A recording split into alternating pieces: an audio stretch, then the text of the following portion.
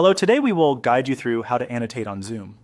In this walkthrough, we'll go through the basic process of opening Zoom, starting a meeting, sharing a screen, and then accessing the annotation tool so you can mark up what's being displayed.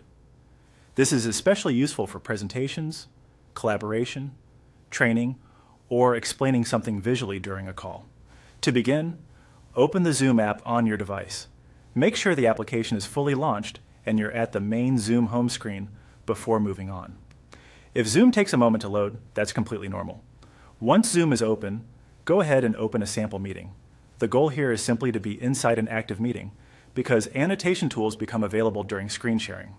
If you're practicing on your own, using a sample meeting is a simple way to test everything without interrupting a real session. After you're inside the meeting, look toward the bottom of the Zoom window for the Share button. This is the option that lets you present content to everyone in the meeting. Click Share to continue. A sharing window will appear, showing different content options you can present. From there, click on the sample screen you want to share.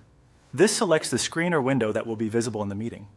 Take a quick moment to make sure you've chosen the correct screen, especially if you have multiple windows open. Next, click Share again to start presenting that selected screen. Once the screen is being shared successfully, Zoom will usually display a floating toolbar near the top of the screen. This toolbar contains the controls you need while presenting. Now look at the top area of the screen for the Annotate option. Depending on your Zoom window size or toolbar layout, you may need to glance across the toolbar carefully to find it. The Annotation feature is what allows you to draw, highlight, or add visual marks on top of the shared content. When you see it, click Annotate. This opens the annotation tools and allows you to begin marking up the shared screen. From here, you can use the available tools to point things out more clearly during your meeting. That's all it takes to access annotation in Zoom.